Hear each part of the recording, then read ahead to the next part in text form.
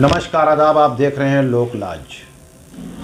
2024 लोकसभा चुनाव के बाद जिस प्रकार समाजवादी पार्टी के मुखिया और कार्यकर्ता खुशी से फूले नहीं समा रहे थे, आज वही मिल्कीपुर उपचुनाव हारने के बाद जैसे बौखला गए हैं। मिल्कीपुर उपचुनाव के बाद में हारने के बाद जिस प्रकार समाजवादी पार्टी के पीडीए फार्मूले की हवा निकली, जिसे हम पहले ही कई वीडियो में बता चुके हैं। कांग्रेस के इंडिया गठबंधन को ठेंगा दिखाकर जिस प्रकार अखिलेश यादव ने 9 सीटों पर होने वाले उपचुनाव में अपनी मनमानी दिखाई और कांग्रेस ने उत्तर प्रदेश के उपचुनाव से किनारा कर लिया, जिसके बाद 9 सीटों में 2 सीटें जीतकर अखिलेश यादव ने निर्वाचन आयोग पर बहुत गंभीर सब आरोप लगाए। फिर अयोध्या की मिल्कीपुर सीट पर उपचुनाव में जहां एक ओर प्रदेश मुख्यमंत्री योगी आदित्यनाथ की प्रतिष्ठा दांव पर लगी थी, क्योंकि राम मंदिर निर्माण के बाद भी भाजपा लोकसभा चुनाव में अयोध्या की सीट तक नहीं जीत पाई थी, तो अखिलेश यादव मिल्कीपुर उपचुनाव जीतकर यह साबित करना चाहते थे कि उत्तर प्रदेश में हिंदुत्व के मुद्दे से ऊपर उनका पीडीए फार्मूला है।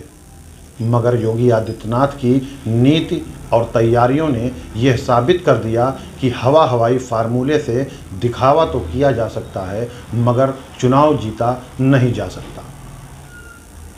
साथ ही अयोध्या मिल्कीपुर की जनता ने भी ये साबित कर दिया कि जाति की लड़ाई बताकर आप चुनाव नहीं जीत सकते। चुनाव जाति समुदाय से ऊपर उठकर होगा। अब शायद अखिलेश को भी ये समझ आने लगा होगा कि उत्तर प्रदेश में बिना कांग्रेस को साथ लिए अब वो अकेले दम पर चुनाव जीतने के लायक भाजपा के सामने तो बिल्कुल नहीं है। मिल्कीपुर उपचुनाव हारने के बाद जैसे सपा बौखला सी गई है, जबकि दिल्ली हारने के बाद अरविंद केजरीवाल ने चुपचाप अपनी हार को स्वीकार किया। मगर चुनाव बाद से ही सपा के तरह तरह के बयान आने लगे। कहीं सफ़ेद कपड़ा पहनाने की बात, तो कहीं निर्वाचन आयोग को मुर्दा कहा गया, तो कहीं निर्वाचन आयोग का पिंडदान कर अपनी भड़ास निकालने का प्रयास सपा कार्यकर्ताओं द्वारा किया गया। आखिर सपा कार्यालय के बाहर राजीव कुमार का पुतला फूंक कर सपा कार्यकर्ता अपने गुस्से को दिखाता आज दिखाई दिया।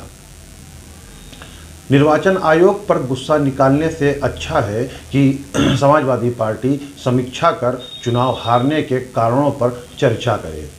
दूसरा, जिस प्रकार महाराष्ट्र में जाकर इंडिया गठबंधन को कई सीटों पर नुकसान करने और दिल्ली जाकर इंडिया गठबंधन से बगावत करने वाले केजरीवाल को समर्थन देने के बजाय इंडिया गठबंधन से जुड़कर उत्तर प्रदेश के छोटे छोटे दलों को भी ससम्मान गठबंधन में शामिल करने के विचार करें।